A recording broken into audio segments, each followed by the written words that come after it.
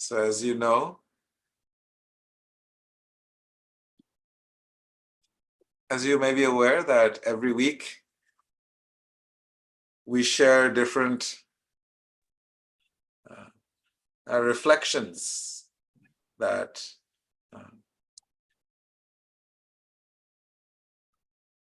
are strongly part of my meditation every week, and then I get to share with you, and then I also get to hear your feedback. And I also try to make sure that everything I say and everything I share is directly from the wisdom text, the yoga text, and also from my realizations of studying this text and being trained in a monastery from the age of 5. So this week's meditation that I have been deeply contemplating is this word loyalty.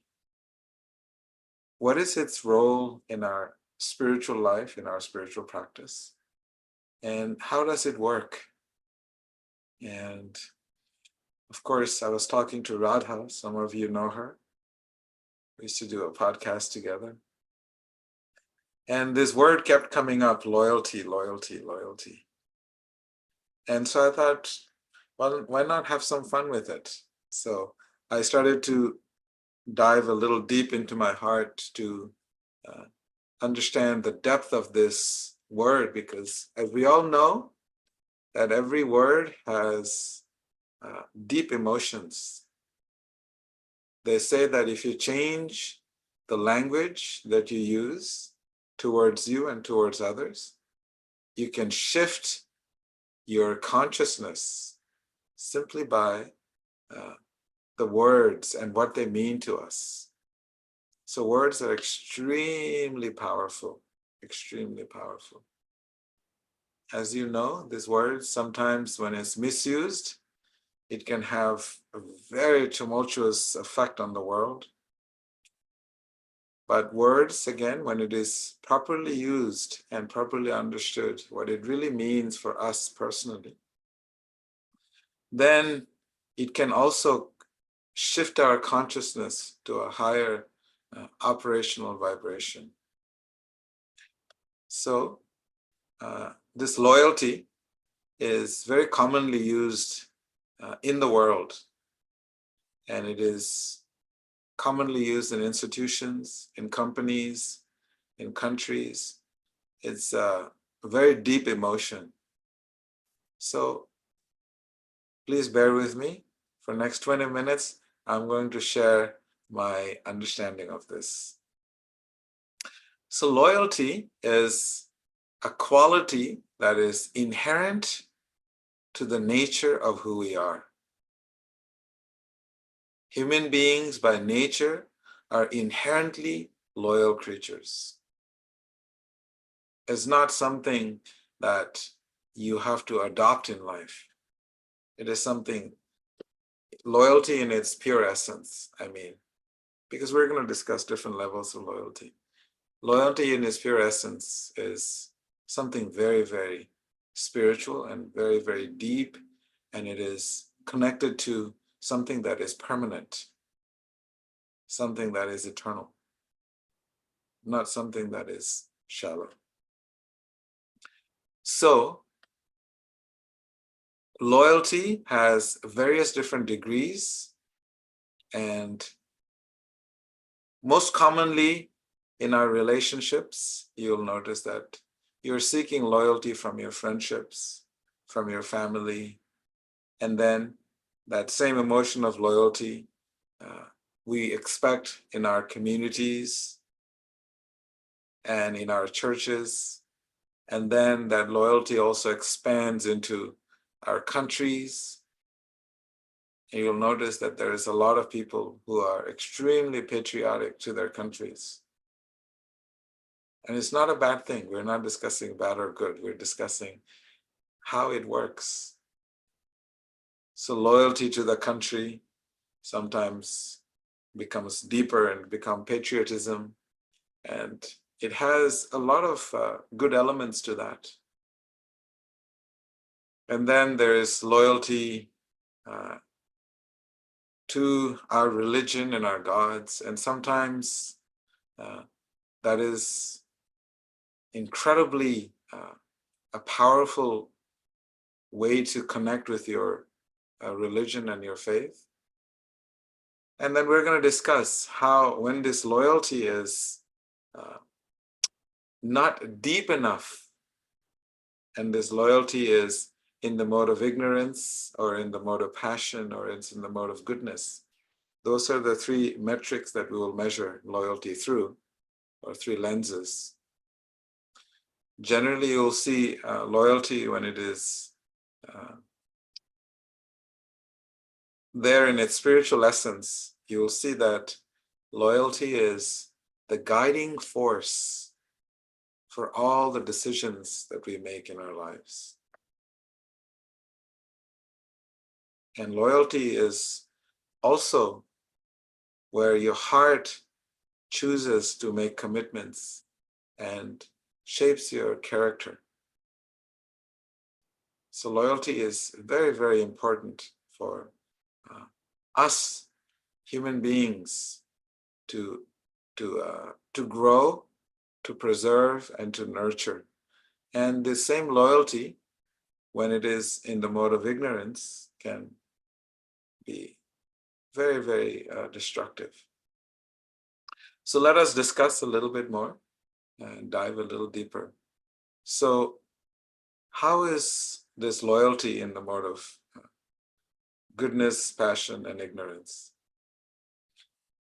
So generally, when loyalty is it's pure in its purest form, is connected to the heart and the divine.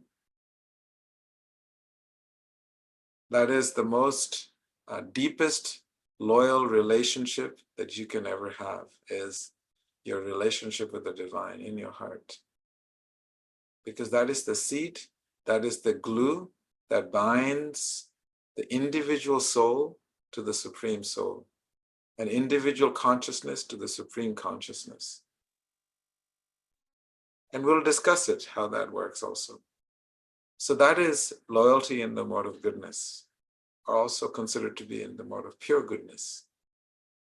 When we are completely trusting 100% to this emotion of belief that the divine has our best interest. And that is when the ultimate experience of loyalty is experienced. When we have that utmost faith in the depthness and the mutual reciprocity between us and the divine. And that is the real essence of where loyalty lies. And the interesting thing is that when that relationship of loyalty between the individual consciousness and the supreme consciousness, from one side you will see is constantly being provided to you. The supreme divine being is always loyal to us. It is explained in the wisdom text that our deepest and the most constant friend and companion in the world is the divine within our heart, and divine everywhere. And so that is experienced through how we're being provided for without even being asked. How beautiful light is being provided. No bill is being sent to our homes. Water is being provided. Nourishment is provided. And there's continuous selfless giving. That is one side of the loyalty, right? How the divine is showing its loyalty to us, but always being there and making sure. The divine is also known as Achyuta in Sanskrit. Achyuta means infallible. It never fails us. Just because you're not a nice person, the sun doesn't decide I'm not going to shine on Carla's house today because she wasn't nice to me. She wasn't show her gratitude. It doesn't pick and choose. It's just it's this unconditional love that is being poured upon us. And when we show loyalty is when we are in the mood of this acceptance and surrender and deep sense of humility through our lens of humility, and we are constantly in the mood of gratitude. So that is when this ultimate loyalty is experienced. That is in its spiritual essence where this loyalty lies, is when we are in this constant mood of gratitude for how much is being actually given to us. So that is loyalty in the mode of goodness. And we can, it is a process. It is explained in the yoga. Yoga is a process to cultivate that spiritual loyalty between us and the divine, that connection, to re-bridge that gap, to re-establish that loyalty that we have been provided with. 100% trust and faith. So that is loyalty in the mode of goodness. And then we have loyalty in the mode of passion. And sorry, before I go that, loyalty in the mode of goodness is also known as dharma or virtue. We are actually born with it, which if we have time, I'll get into it a little bit more, how loyalty and dharma are simultaneously one and has very deep relationship between our dharma, our psychophysical nature, and this quality of loyalty. Wow, nice friendships. Thank you, Nadia, introducing your children to us. Okay, and then we have loyalty in the mode of passion. Loyalty in the mode of passion, you may notice that it is a connection of emotions, primarily emotions, and there may also be some level of duty there, duty or morality. So what does that mean? Means it is loyalty that is mind deep. It is not heart deep. That everything in this world is mind and material intelligence. It is a calculation. If Balaram feeds me every day, then I will show my loyalty towards him. So loyalty that is based on a transaction of any sort, then it is loyalty in the mode of passion. Now, this mode of passion, sometimes that loyalty is very dangerous because it can have a very zoomed in perspective because it's very self-centered, because the mind is by nature self-centered. It has, this is all I see, it's all about me.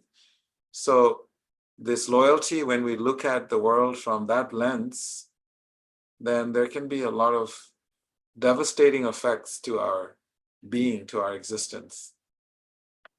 And when this same loyalty, mode of passion, from individual relationships, and it's expanded to our communities and to our religions and to our countries, that also becomes very destructive. Because then we start to think that my religion is the best,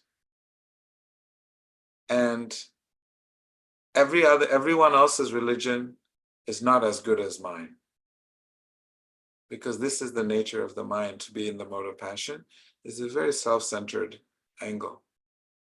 And so therefore, sometimes when this loyalty is there, in the mode of passion and you expand it to your society and to your country or to your religion, you can see people will actually go and destroy others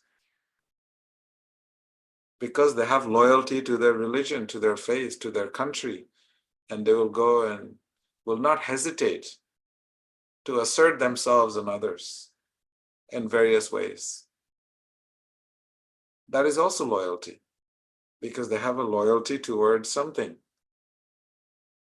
And it's a pretty zoomed in perspective. It doesn't have the mode of goodness where this beautiful universal perspective. And so you can see in the world, a lot of strife in this world that we see, a lot of struggles, a lot of conflicts is due to this loyalty in the mode of passion. And it is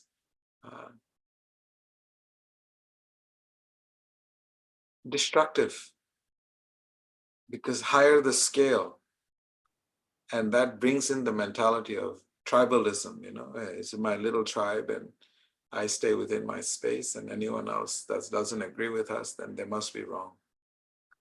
And you'll find that on all levels. It gets divided between genders, it gets divided between castes, colors and shapes, and you name it. And people find different ways to bring that loyalty. So imagine something that is so pure, it starts to take a very, very ugly shape. This loyalty becomes the cause of, supposed to be such a beautiful thing. You want everyone to be loyal to you, because that is natural and that is human.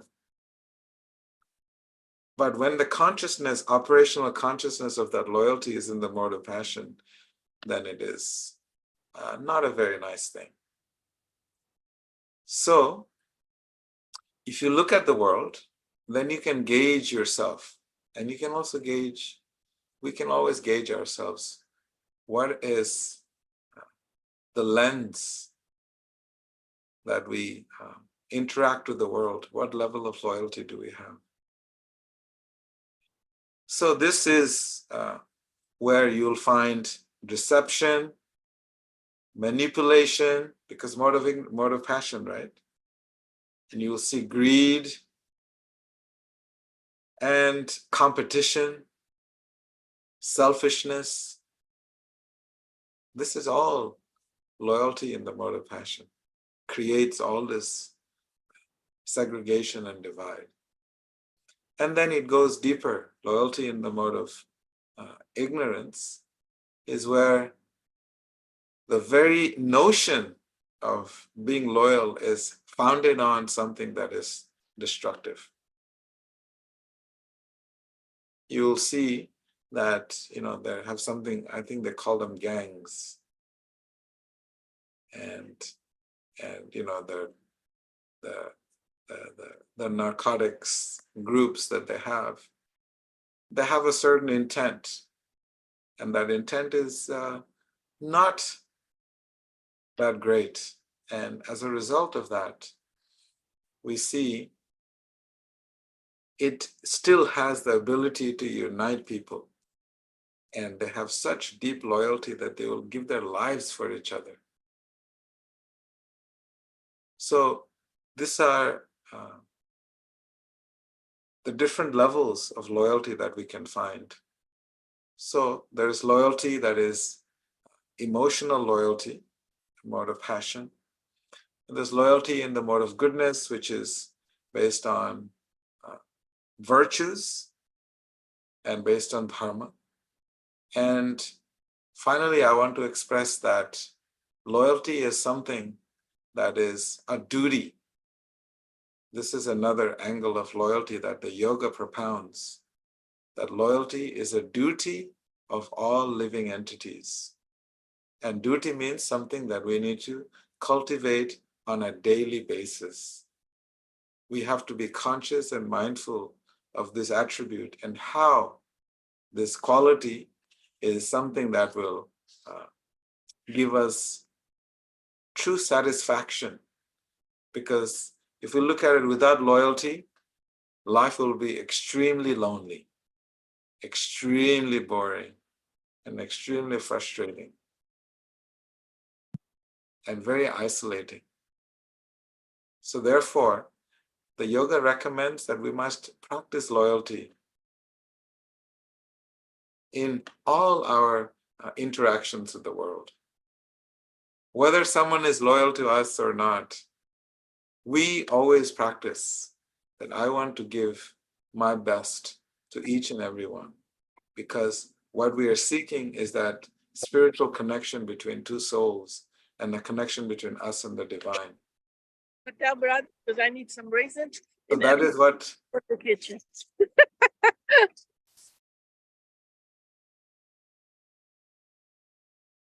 that is what we are hoping for. This guiding light that is coming from the heart in our divine relationship, and that becomes the way we relate with the world, the way we connect with the world, and the way we live our lives. So I think that was 20 minutes.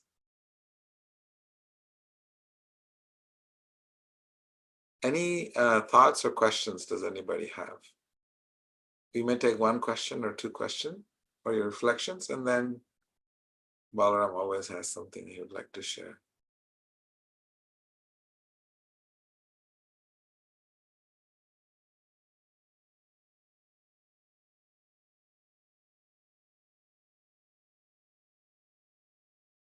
Okay, any questions? Anyone seeing anything? I think Hari Priya has her hand up.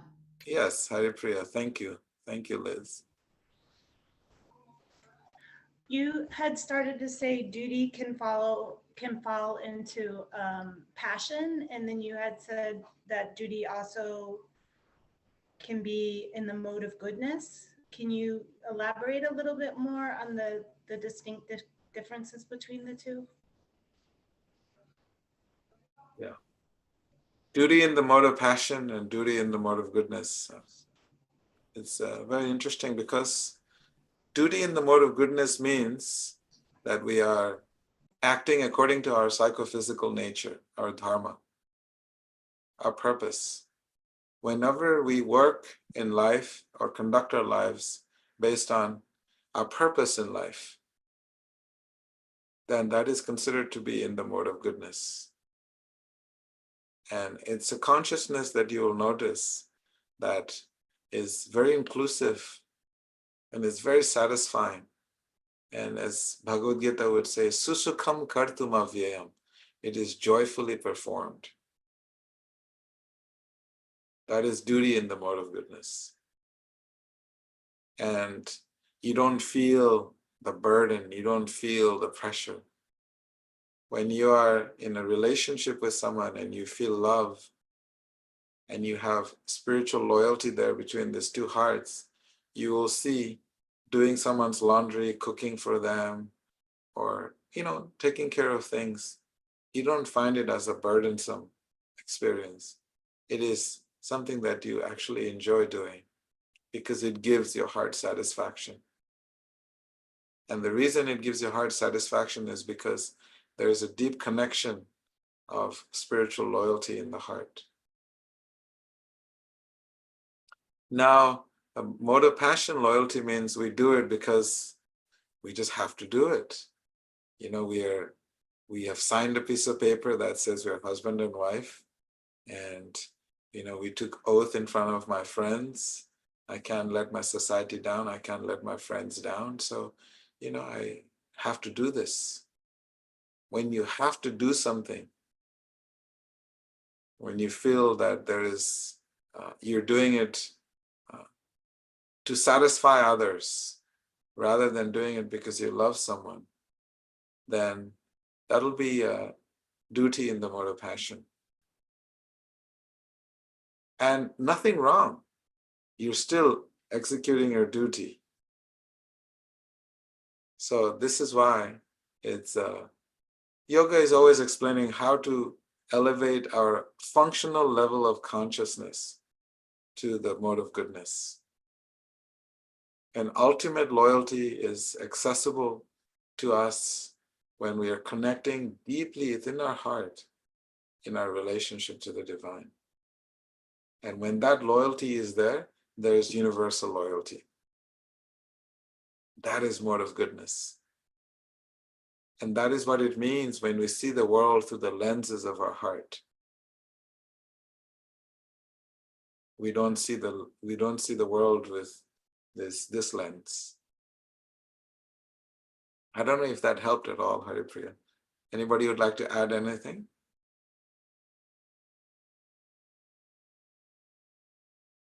Okay. I Any always other? think of a mother like feeding her baby. I mean, with that amount of love and the loyalty to that baby, that's pure goodness, the mode of goodness. And if we could have that love and loyalty for each other, I try to look at it like that. Yes, yes. So yeah, when loyalty is subordinate to the very nature of who we are and our relationship, and we can harmonize within that spiritual relationship, that is the most profound loyalty that we can experience in this world. That harmonizing between the individual consciousness and the supreme consciousness, and it is subordinate to the purpose of our existence, which is to work according to our psychophysical nature in the service of the divine. So thank you, Narayani. Okay. We have Radha. Radha Priti always has something to share on this one. Radha, are you there?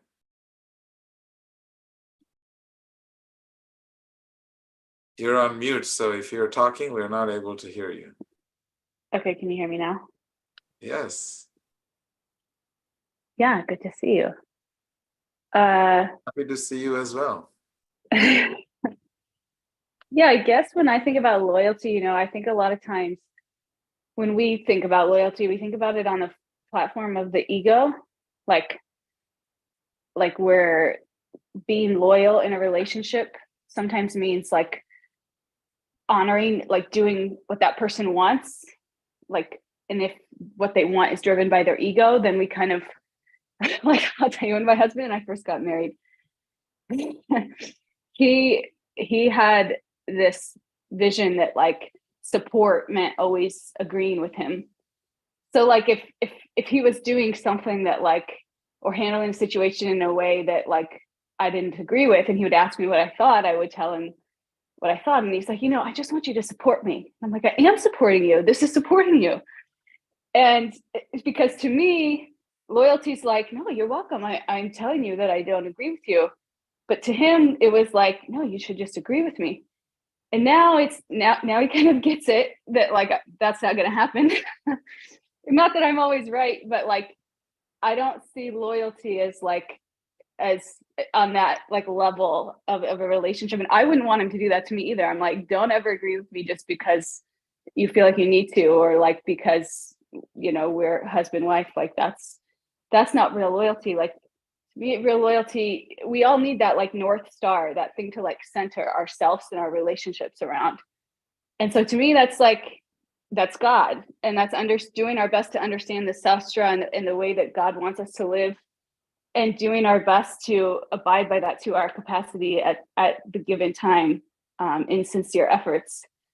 And then I feel like when we can orientate ourselves around that, and really, really sincerely aspire to do that. And again, not out of ego, not so that we can say that we did, or that we can claim that we're holier than thou, but because out of love, out of devotional service for God, then we can kind of start to transform our relationships with each other. We could start to transform our relationships with each other such that the people that we're in relationships also have that same North Star. And so in that way, your relationships kind of become like partnerships in trying to help each other be accountable to that. And that to me is like the only way that real loyalty would work, because if not, there's constantly going to be questions. You know, you're constantly going to rub egos against somebody, or, you know, a sports team. Like, okay, you're loyal to this sports team. Well, then you move cities. Well, now you're loyal to that sports team. It's like, it's just like the material world is like ever wavering, but that North Star, it's like never wavering. It's like, that is it.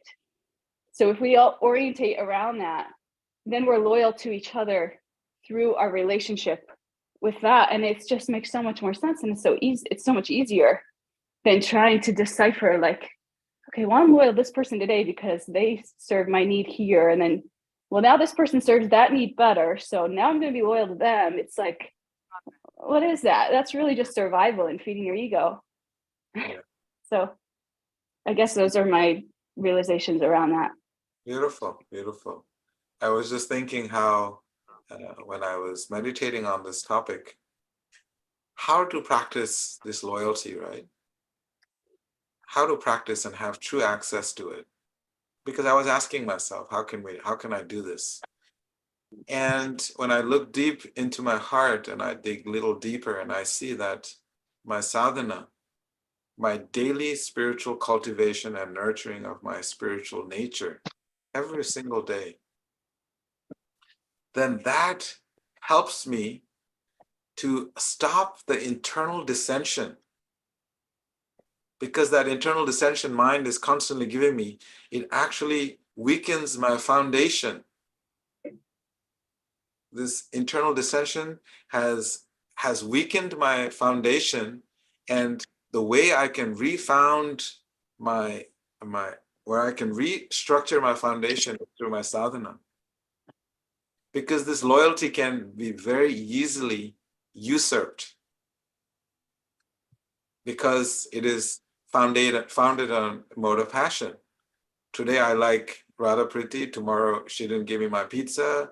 I'm gonna become friends with Leonie because she gave me cheesecake, you know? So I just constantly, ever shifting loyalty is when there is not a deep foundation in our true essence, in our true self. And so therefore, this internal dissension, it is a creation of the mind that is constantly fluctuating and shifting our loyalty from one thing to another.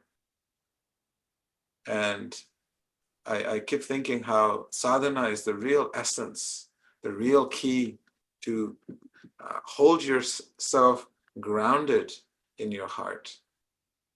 So yeah, thank you. Balaram, would you like to share something on this? Yes, what a beautiful topic. It brings up a lot of subtopics. I know someone said it's like a whole beautiful more classes, but I was just thinking, like, I think everyone's had that experience where maybe because we have a relationship in the mode of passion, that somebody goes from being a close friend, and then for some reason that relationship sours and you're not friends anymore. And maybe you're still around that person, and it's like somebody you used to be intimate with, all of a sudden you're treating each other like strangers. It's one of the most insane experiences I've ever had. It's like the world is upside down. It's like, you know, the sun's not shining, green's not green anymore. It's so weird to be around somebody that you used to have that with. And then it's like, or even if, yeah. So I was just wondering, like, how do you stay loyal? How do you stay loyal in the heart? How do you feel like, okay, this person is having this emotion and it's okay and I still care? How do you preserve your, is there some way we can remain loyal to the love we have for them without feeling I like thought you were going to share something. You're asking a question. that's my sharing. I don't know what to do with this. It's interesting because, you know, material mind has a very fascinating, I'm very specific when I say the material mind, because there's a spiritual mind too, but the material mind has fascinating propositions. It likes likes someone and glorifies someone, And when that person doesn't meet that expectation, it starts to demonize them. So similarly in relationships, we will see we have such deep bonds because there is a mutually beneficial transaction that is being taken place. And when that transaction is not mutually beneficial and it starts to pull apart and we start to demonize. Just like I was mentioning when I started, how our deepest loyalty is in our relationship with the divine, right? And, you know, we're constantly being provided for everything we could possibly need.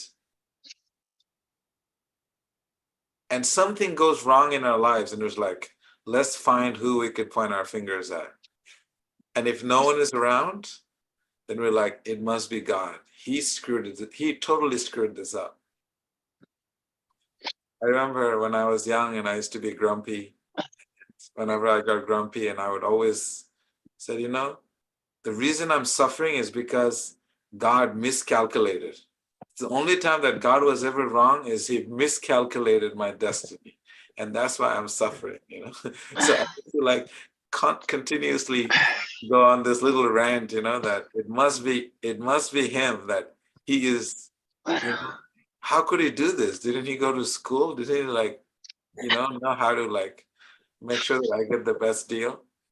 And this, you know, as a little kid's mind, is largely because it was so narrow for me. If things were not going my way, someone had to be blamed for it. If, you know, if Balaram wasn't giving me enough friendship and affection, you know, it's not reciprocating, it's all his fault. You know, so this nature of putting somebody on a pedestal, and then when they don't live up to their expectation, to demonize them. It's something that happens in the mind quite a lot. And that's why part of our practice here is, if we can somehow maintain our daily deep ceremony, union with the heart. This is what a sadhana is. Every single day, we wake up and we start journaling about what is it that we're grateful for. Who is it that we're grateful to? And when we start doing that, that in itself starts to shift the perspective. And writing down practical steps, writing down 10 things that is going on right in your life. If you can't find 10 things, at least do 5 things that is going on right in your life. And it will completely change the perspective in our minds, and we'll be able to redirect ourselves to our hearts, where we'll actually be able to experience loyalty. I don't know, Balaram, if I made any sense, but I have. It's a nice answer. Okay. Can I add to that, Veda? You're welcome to add it. Because I'm going through this a little bit right now, and I totally, exactly what you're saying just really resonates with me. Like, it could be so painful, especially if like you feel like you're ready to make up, but the person is just like not into it, and you're like, wow, this relationship's completely damaged. And then you can get more resentful. Like, why are they not ready to talk about it and to just move on? But I think what helps me is like focusing on how that person, like that person's place in my life, because there was a good relationship at one time, and there was something really positive at one time, and like really, really appreciating that, and then accepting that, like, you know, whatever mistreatment we feel like we got from them, or whatever we went through, it was really just our karma. It's really nothing to do with them. And you know, what we feel like we got, we probably deserve much worse. Like, let's all be honest, even if not in this lifetime, then maybe a past lifetime. And then also seeing them as covered by the modes. Like, it's also not them. It's not them doing anything. They're also covered by the modes in the same way that you are, because that happens to be your mentality. So in that way, they're really a pure soul. So that's what we need to see in them. That's what we need to love in them, focus on in them. And whatever is happening, and including what's happening in your mind, is just the modes of nature affecting you.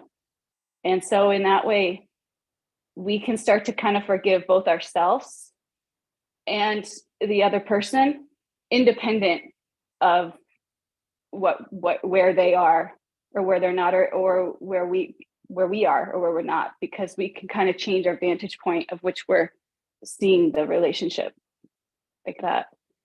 Does that make sense, Balaram? Yeah, thank you, Radha. Nice, thank you. I see Kamania. Those of you who have seen her, she's a powerful, beautiful soul in Switzerland. Kamania, you want to share something about what is this loyalty? Hare Krishna, I only joined 10 minutes ago because I had some Okay. service to do. So I'm not, I wasn't following the topic. Okay. I do have a question, but it may not apply to this session. I don't know. It has to do with loyalty. Actually, it has to do with betrayal, but maybe that's been Yeah, addressed already. you can ask and everyone may have an answer for you. I wonder if it's already been answered. I don't know, because I missed so much. I missed 40 minutes. Yeah, but my question is how to move forward with someone who you're supposed to be deeply connected with and who has actually deeply betrayed you. And when that somebody is even a devotee,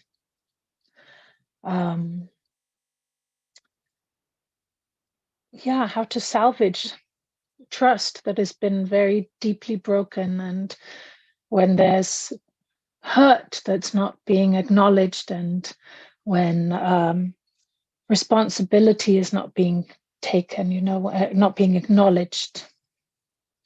I would love to hear from you, Veda, on that. Next topic, betrayal. Yes, exactly. That needs to be maybe a whole session. No, we like to cover only positive topics. Because the heart is only positive. There is only beauty in that. Okay. But Then your how to move forward in a positive way? Yes. It's a very beautiful question, actually. I think someone had asked me one time about the same question, betrayal. And I said, first of all, we feel betrayed because we have an expectation from that person that they're not going to betray us. So we gave them that position. And then when they betray us, then we feel hurt. But why should we give someone that position to betray us? It's question one that I asked someone. When they asked me this question, I said, why should you give that position to someone else to betray them, to betray you? Now, in yoga, we understand that every relationship in this world, there is no question that when you're betrayed, there's so many elements to it. Did they do it intentionally? How do you know they did it intentionally? Because human beings by nature are bound to make mistakes. It's not like we're not perfect. At least I can speak for myself. I'm definitely not perfect. And I can say something and I may not be able to fulfill that because I'm limited by time and space, and it's not something that I can control. So therefore, I am very careful when I put my ultimate spiritual and every aspect of my loyalty towards someone. Yes, I do. And that spiritual loyalty has no expectation. And because that spiritual loyalty has no expectation, there is no betrayal. Even if they betray, I don't take it as a betrayal because I did not give them loyalty in the mode of passion. I give them loyalty, my spiritual loyalty. So that's the way I deal with it. My own, when people betray me, I'm like, I can smile. I can be joyful. I can even worship them more because I realize that they're making me see that material nature of material relationships, it's in the mode of passion, and there is bound to be suffering and pain. And there's bound to be betrayals because it didn't have, from my side, I didn't give them that loyalty or that space of mode of goodness. So I generally, the way I look at it is how I just explained. The way I deal with it if I'm betrayed is I actually have been starting to, this may sound really, really crazy and really wild out there for all of you, really wild. Because in spiritual life, we have to be free of any kind of anguish that we hold in our hearts in order to really, really relish that spiritual relationship with the divine. So what I do is when someone betrays me, I take a picture of them and I worship them. Like, you are my teacher. You have taught me something so deep that no one has ever taught me. This sounds crazy, but it's something that has worked for me personally so that I can get over my ill feeling towards you because you have taught me something so deep that I would have never learned otherwise. That is the biggest lesson that someone can teach you, at least for me. So I always tell myself, thank you for making me even more spiritually aware and even more spiritually conscious. So that's personally how I deal with it. I don't have a generic answer for that because I don't think there is a generic answer for that. But this is how I deal with it. Because I don't want to hold any grudge against anybody in my heart. My heart doesn't have space for it. So if you hate me, love it. Please hate me some for some more so I can put you on my altar and worship you every day. So, you want to be worshipped, now you know. So that's my world, and how I personally deal with it. I think we have hit our time, and I hope I didn't leave you with more confusion than more clarity. And you're welcome to Nitai. He's there. You can see him. He is very nice to give us your questions and your thoughts. And I think he'll share this video somewhere. And if you write your questions, I would love to engage with these topics more, because I think that the more deeper we understand what each and every one of these words mean to us, it can actually, as I was saying, words will change your environment and your consciousness. And so if we have a deep understanding of what each one of those words they mean to us personally in our spiritual pursuits, then we'll be able to have more freedom to experience the spiritual joys. So, Nitai, any question? Any announcements? Anything you would like to share? Or Keshavi or Balaram?